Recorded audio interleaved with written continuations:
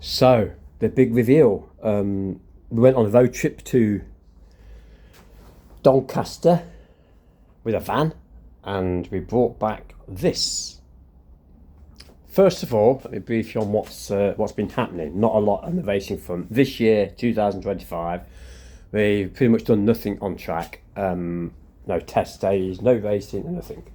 On the back of 2024, which was a really good year for myself, with winning 2 championships and getting pole positions and fastest laps, etc.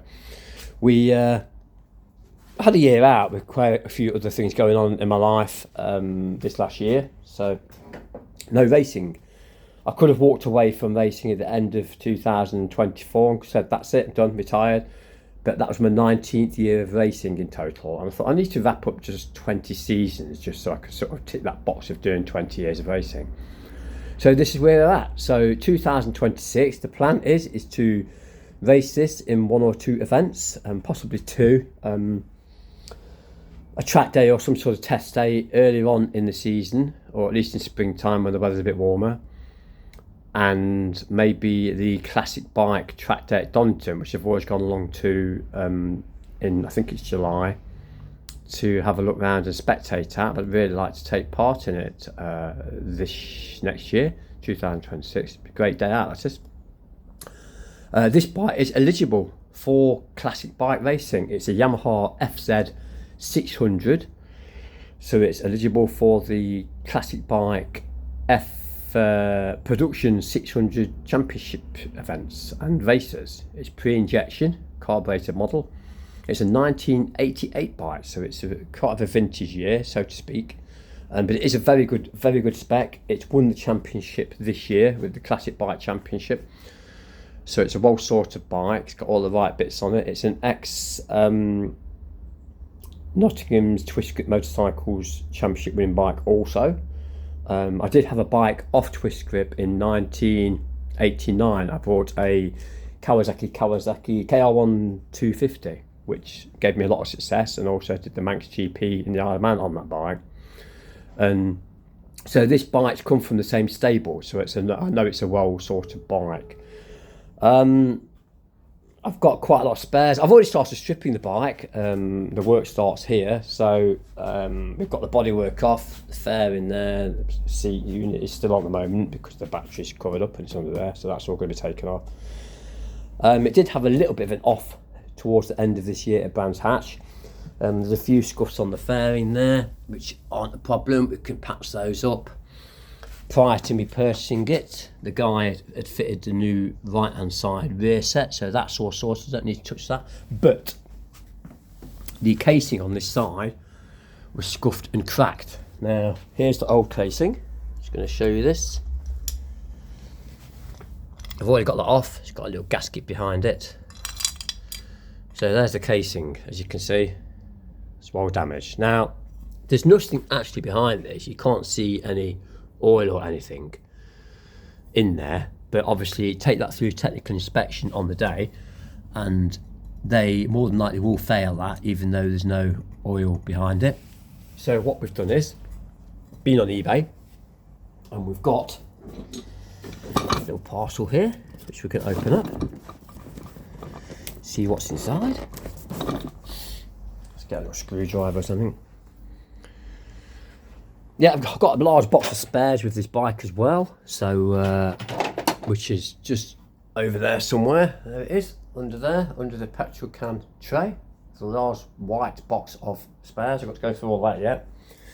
See what's in there. So let's open this box and see what's inside. This was an eBay purchase because I need to replace this casing, so I went on eBay. And I can never get into these boxes, but can't complain, at least they've been packaged properly.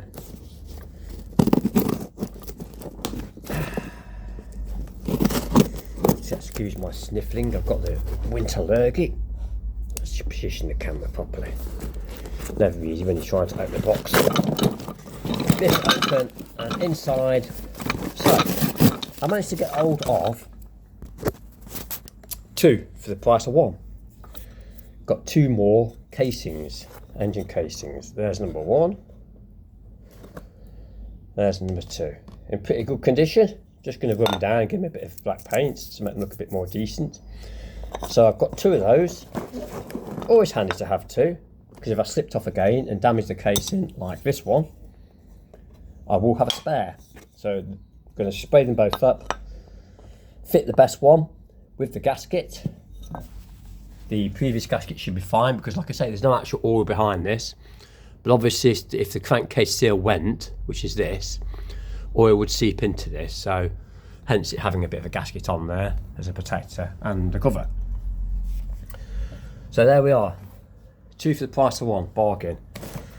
Parts for this particular bike, because it's of a bit of a classic era, are quite cheap. I wanted to keep the cost down for finishing my racing career, because if I was going to do another full season next year, I would have gone down the CB500 route, or if I was chasing championship points or anything like that, that's what I would have done.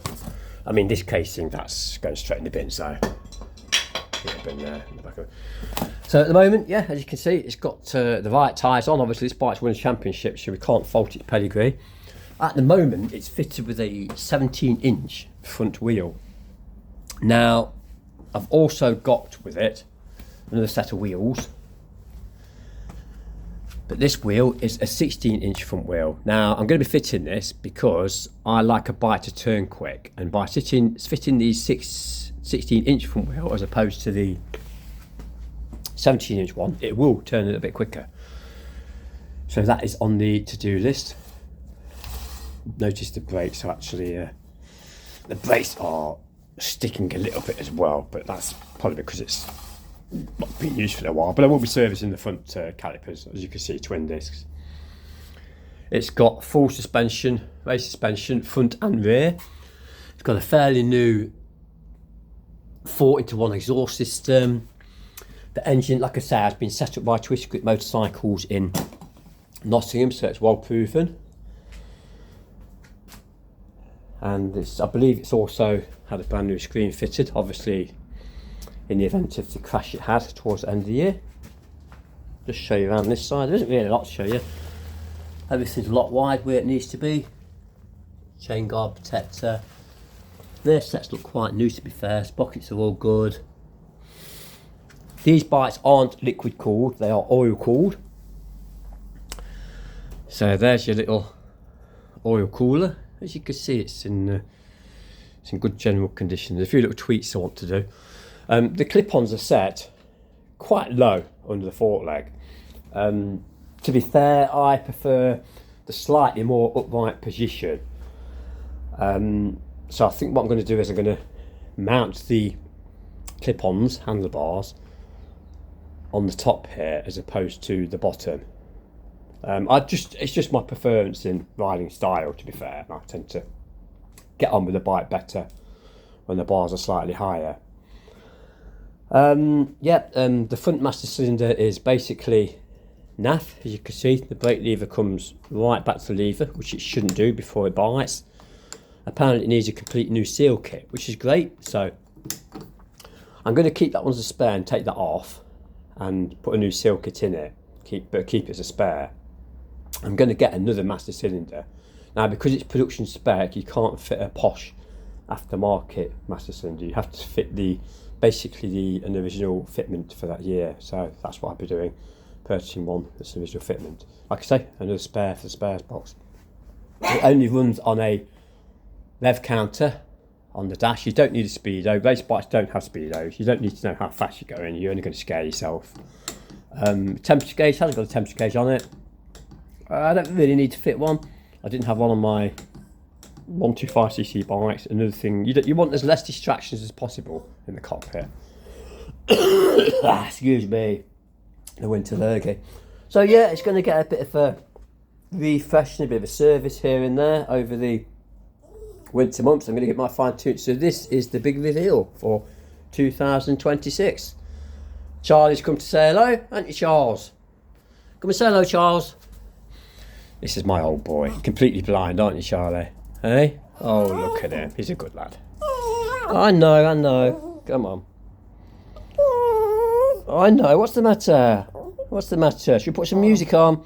Anyway, guys, that is the big reveal. Next year, we'll be finishing my race career and walking away from racing. very satisfied with what I've done. Ticking a box next year with an event or two and maybe a track day.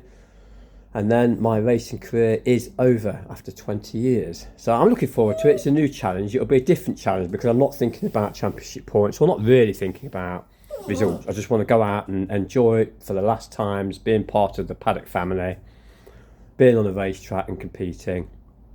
And it'll be fun. So there we go.